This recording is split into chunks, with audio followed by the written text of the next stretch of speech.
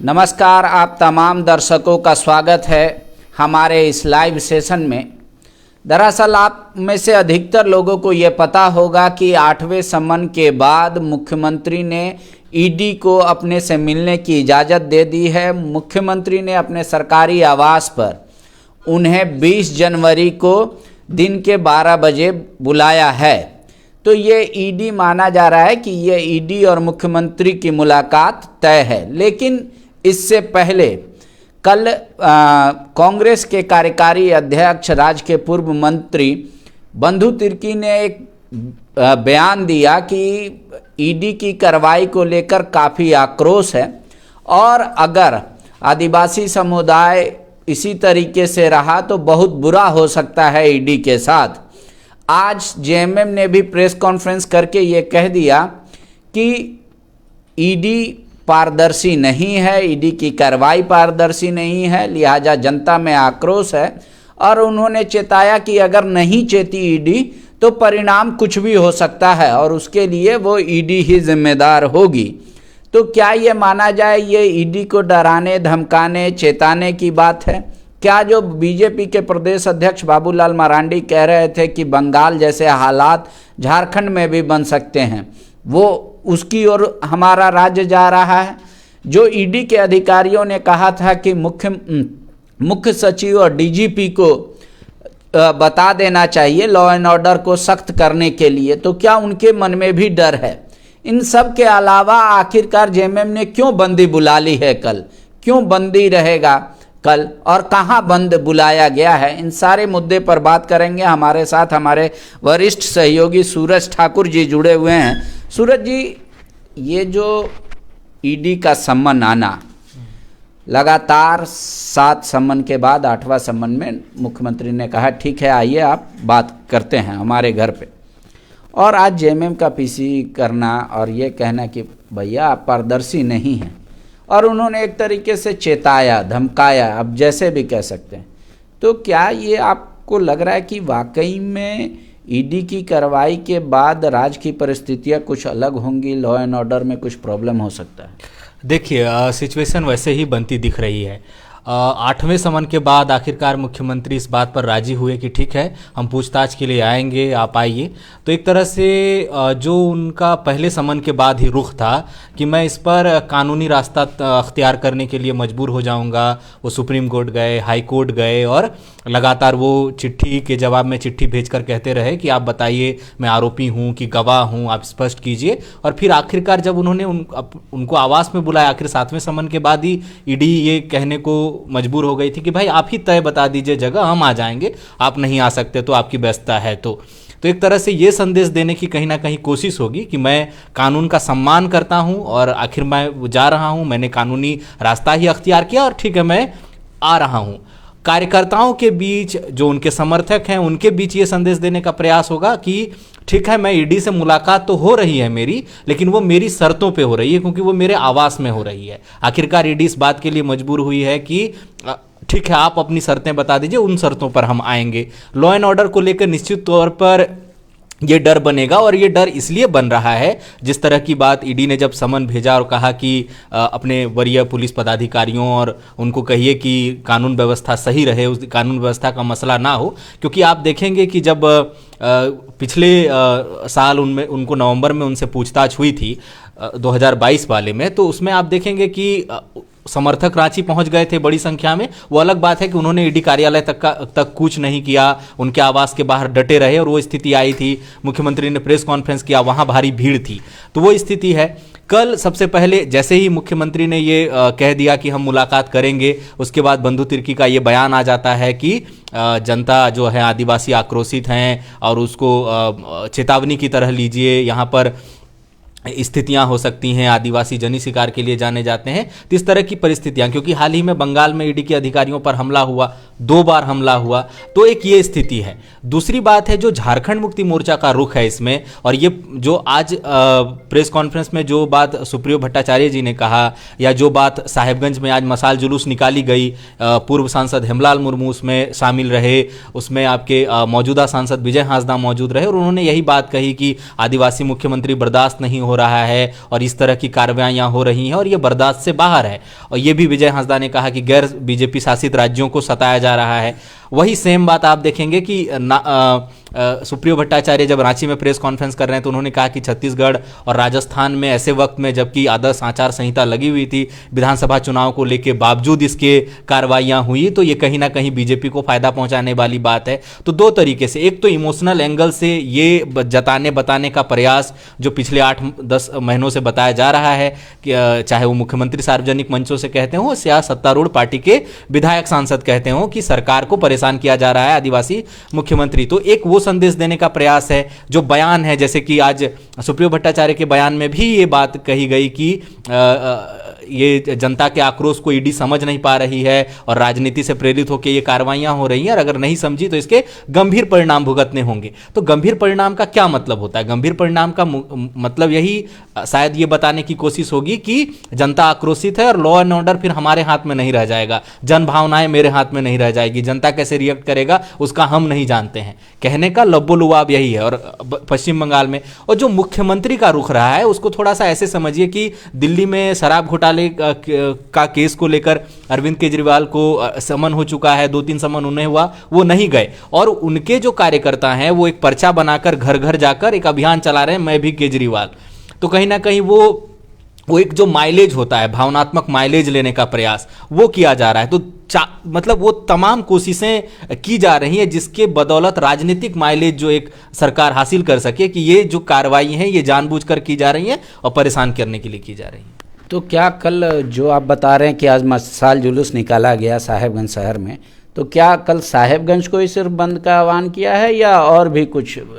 देखिए, अभी तक की जो खबर आई है उसमें उन लोगों ने कल साहेबगंज बंद का ऐलान किया है। साहेबगंज बंद का ऐलान इसलिए पूरे जिला को, हाँ जिला पे, लेकिन आप इस तरह से समझिए कि उन्होंने कहा कि ना केवल सड़क बल्कि रेल चक्का जाम भी होगा। तो अगर रेल चक्का जाम होगा, अगर कल कार्यकर्ता बैठ जाते हैं साहेबगंज में रेलवे ट्रैक पर, तो आप समझिए कि वहाँ से ट्रेनें बंगाल के लिए जाती हैं, वहाँ से ट्रेनें बिहार के लिए जाती हैं, 4-5 प्रमुख स्टेशन हैं, पाकुड़ जिला वहाँ पड़ता है, तो एक बड़ी सिचुएशन खड़ी हो जाएगी वहाँ पर कई ट्रेनों के लिए, क्योंकि 3 पहाड़ जंक्शन है, साहेबगंज एक बड़ा स्टेशन है, पाकुड़ वहाँ बड़ा जंक्शन है, कई बड़ी ट्रेनें वहाँ से गुजरती हैं जो लंबी दूरी की हैं। तो अगर कल कार्यकर्ता जैसा कि आज हेमलाल मुर्मू या विजय हंसदा कह रहे हैं, अगर वो बैठ जाते हैं तो निश्चित तौर पर लॉ एंड ऑर्डर के लिए एक बुरी सिचुएशन पैदा हो सकती है अगर वो लोग कल रेल चक्का जाम करते हैं खास तौर पर। तो लेकिन एक सवाल तो बनता है ना कि 7 सम्मन आने तक वो अगर सम्मन सारे असंवैधानिक थे, राजनीति से प्रेरित थे, तो 8वां सम्मन में ऐसा क्या था जो वो संवैधानिक हो गया और मुख्यमंत्री जी तैयार हो गए बातचीत के लिए? देखिए, जब दूसरे सम्मन के बाद ही वो जब हाईकोर्ट गए थे, तो हाईकोर्ट जब गए थे तो हाईकोर्ट ने ये कहकर ही उनकी याचिका खारिज कर दी थी कि जो पीएमएलए की धारा है उसके तहत ईडी को ये विशेषाधिकार है कि वो किसी केस की जांच कर रही है और उन्हें लगता है कि किसी खास व्यक्ति से, किसी संबंधित व्यक्ति से मुझे इस बारे में सूचना मिल सकती है, तो वो सूचना इकट्ठा करने का प्रयास करती है और उसके लिए हम रोक नहीं लगा सकते। हम पूछताछ के लिए उसको विशेषाधिकार है कि वो बयान ले और ये करे। लेकिन अब तक जो टालने की ये जो मुख्यमंत्री ने टालने का प्रयास किया, वो कहीं ना कहीं अपने समर्थकों को, अपने जो कार्यकर्ता हैं उनको ये संदेश देने का प्रयास था, और ना केवल अपने समर्थकों, अनुयायियों को, बल्कि जो दूसरी पार्टियां हैं जो इंडी गठबंधन में शामिल हैं या दूसरी गैर बीजेपी शासित प्रदेश हैं, वहां के जो सरकारें हैं, उनको भी शायद ये समझाने की कोशिश थी कि नहीं, मैं झुक नहीं रहा हूं, क्योंकि ये जो मुख्यमंत्री जो बयान देते हैं कि राजनीति भावना से प्रेरित है और कार्रवाइयां गैर बीजेपी शासित मुख्यमंत्रियों पर या मंत्रियों पर हो रही है, ये तो हर वो जब भूपेश बघेल की सरकार थी वहां पर कार्रवाई हुई, भूपेश बघेल यही बात कह रहे थे, अभी अरविंद केजरीवाल वही बात कर रहे हैं, दक्षिणी राज्यों में गिरफ्तारियां हुई तो वहां पर ये चीजें बातें कही गई। तो वो ये जो एक कोशिश थी 7 सम्मन तक टालने की, ये कोशिश कहीं ना कहीं समर्थकों तक ये संदेश पहुंचाने की का प्रयास था कि ये सरकार कमजोर नहीं है, मैं कमजोर नहीं हूं, मैं खड़ा हूं। क्योंकि सरयू राय का एक आप इंटरव्यू ले लीजिए, इसमें उन्होंने बयान दिया कि अगर ईडी के पास पुख्ता सबूत है तो वो पीड़क कार्रवाई के लिए आगे क्यों नहीं बढ़ती है, किस बात का वेट कर रही हो। तो मैं तो इस बात के लिए सराहना, प्रशंसा करूंगा कि मुख्यमंत्री समन के खिलाफ खड़े रहे हैं। तो एक बात ये आ रहा है कि आज भी ईडी ने कार्रवाई की, तो वो कार्रवाई क्या थी? मुख्यमंत्री के जो प्रेस सलाहकार हैं पिंटू, आज उनको जाना था ईडी कार्यालय, क्या वो गए या नहीं गए? नहीं, आज वो पूछताछ के लिए हाजिर नहीं हुए और जाहिर सी बात है कि उस बारे में कोई सूचना भी नहीं आई है कि उन्होंने किन कारणों का हवाला देकर पूछताछ के लिए नहीं आने पर का फैसला किया। जैसे कि रामनिवास यादव जो हैं साहिबगंज के उपायुक्त, उनको पेश होना था, लेकिन उसमें उन्होंने जवाब नहीं भी दिया। तब भी पब्लिक को या मीडिया में ये बात स्पष्ट थी कि जो गाइडलाइन जारी किया गया है कैबिनेट की तरफ से, उसके तहत वो नहीं गए। लेकिन इस बारे में कोई स्पष्ट जानकारी नहीं। और इजहार अंसारी जो हैं, जिन पर आज कार्रवाई हुई और उनको गिरफ्तार भी करने की सूचना आ रही है, कहाँ? हजारीबाग से ही गिरफ्तार किया गया। हजारीबाग के कोयला कारोबारी हैं, मनी लॉन्ड्रिंग केस में ये गिरफ्तारी हुई। उनसे पहले भी उनके ठिकानों पर छापेमारी हुई थी, 3 करोड़ रुपए तब जब्त किए गए थे और उसी केस के सिलसिले में आगे बढ़ के एक कदम कार्रवाई हुई और आज उनकी गिरफ्तारी हुई है। तो आज कार्रवाई ईडी की लगातार जारी है और वो पूछताछ जो जमीन घोटाले केस में जिस केस में हो रहा है, उसमें भी लगातार कार्रवाई जारी, कई लोग जेल में हैं। तो मतलब मुझे ये लगता है, या एक जो सिनारियो बना इस दौरान, कि मुख्यमंत्री का कहीं ना कहीं ये प्रयास रहा था अब तक कि मैं वो हर संभव कोशिश करूं जिससे मैं कमजोर नहीं दिखूं या मैं उस चीज़ को टालता रहूं और ये संदेश समर्थकों में जाए कि मैं डरता नहीं हूं। लेकिन अभी अभी बाबूलाल मरांडी का मुझे लगता है 2-4 घंटे पहले का एक बयान है, वो भी लगातार दौरे पर हैं, तो उनका ये बयान आया कि आखिर जब उन्होंने चिट्ठी लिखकर मिलने का समय दिया है, चाहे वो उन्होंने अपने आवास पर ही समय दिया, लेकिन मुख्यमंत्री को ये समझ आ गया है कि वो बहुत दिन तक इसको टाल नहीं सकते। खासतौर पर वो गाइडलाइन की इशारा कर रहे थे जो पदाधिकारियों ने की ओर से, क्या, क्योंकि उन्होंने कहा कि जो कानून पीएमएलए का कानून बना है वो संसद से बना है और संसद के अंतर्गत ही सारे राज्यों के लिए कानून बनते हैं, उनका पालन करना होता है। तो शायद ये मुख्यमंत्री को समझ आया। उन्होंने ये भी कहा कि क्या अधिकारियों ने उनको नहीं समझाया था कि जो पदाधिकारियों के लिए उन्होंने गाइडलाइन जारी किया है वो गलत हो सकता है आगे। तो एक आखिरी सवाल मेरा लगभग संभवतः ये रहेगा कि जिस तरीके से बंधु तिर्की का कमेंट आया, सुप्रियोदा का कमेंट आया, उसके बाद हेमलाल मुर्मू और विजय हांसदा जिस तरीके से बंदी का ऐलान कर दिए और बीजेपी दूसरी तरफ करे कि जनता में कोई आक्रोश नहीं है, जनता चाहती है कि भ्रष्टाचार मुक्त हो झारखंड, तो जब वहाँ पे अगर मान लिया जाए कि मुख्यमंत्री आवास में पूछताछ होगी और उसके बाहर कार्यकर्ता जमे रहेंगे या आम आदमी भी जमे हो सकते हैं, मतलब क्या लगेगा, कैसे एक मीडिया डिफ्रेंशिएट कर पाएगा कि जो वहाँ पे भीड़ पहुँची होगी वो कार्यकर्ताओं की भीड़ होगी, आम आदमी की नहीं होगी? देखिए, ये समझना तो निश्चित तौर पर मुश्किल है कि जो भीड़ वहाँ पर खड़ी होगी, जिनके हाथ में झंडे होंगे या जो नारे कर लगा रहे होंगे, वो वाकई में आम जनता है या किसी पार्टी की समर्थक है, ये डिफ्रेंशिएट करना मुश्किल है। लेकिन आप जानते हैं कि जो भी भीड़ इकट्ठा होती है, चाहे वो किसी चुनावी सभा में ही क्यों ना खड़ी हो, तो जिस नेता के सभा में खड़ी होती है कहते हैं कि ये मेरी पार्टी की भीड़ है। हालांकि वो वोटों में तब्दील होता है या नहीं होता है, वो मसला जब उस बारे में बातचीत होती है तो वो बातें निकल कर आती है। तो ये कहना निश्चित तौर पर डिफ्रेंशिएट है। आज रैली निकली और एक बड़ी संख्या उसमें नजर आ रही है, मसाल जुलूस निकाला गया, 2 बड़े नेता उसकी अगुवाई कर रहे थे, 2 अलग अलग इलाकों में वो जुलूस निकाला गया, सब लोग स्टेशन रोड पर पहुंचे और वहां पर फिर नारेबाजियां की गई। तो ये जाहिर सी बात है करना मुश्किल है और सब पार्टी के अपने अपने दावे होंगे। निश्चित तौर पर कल से ही ये बयान आना शुरू हो गया कि आदिवासियों में आक्रोश है। आज तो झारखंड मुक्ति मोर्चा ने ये कहा कि जनता में आक्रोश है, लेकिन कल की जो बात थी वो आदिवासियों में आक्रोश की बात कही जा रही थी। और ये भी देखने को आया है कि पिछले खासतौर पे 6 महीनों में पहले जो बयान थे या पहले जो मुद्दे थे पक्ष और विपक्ष के बीच, वो आदिवासी बनाम गैर आदिवासी का नहीं था। लेकिन जब केंद्रीय एजेंसियों की कार्रवाई लगातार सामने आ गई और जब बार बार ये सवाल पूछा जाने लगा है विकास के मुद्दे पर, शिक्षा के मुद्दे पर, महिला सुरक्षा के मुद्दे पर,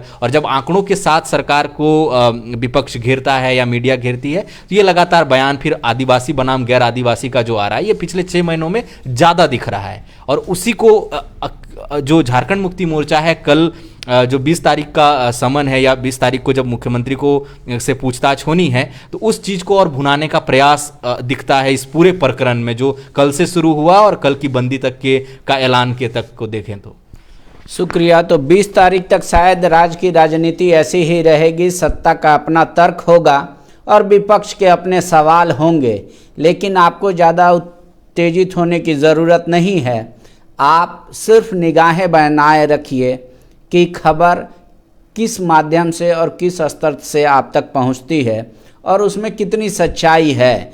अब ईडी जब तक मुख्यमंत्री के आवास से पूछताछ करके निकल नहीं जाती, तब तक ऐसे ही बयान या ऐसे ही संकेत, धरना प्रदर्शन, बंदी की खबरें आप तक हो सकता है पहुंचती रहेगी।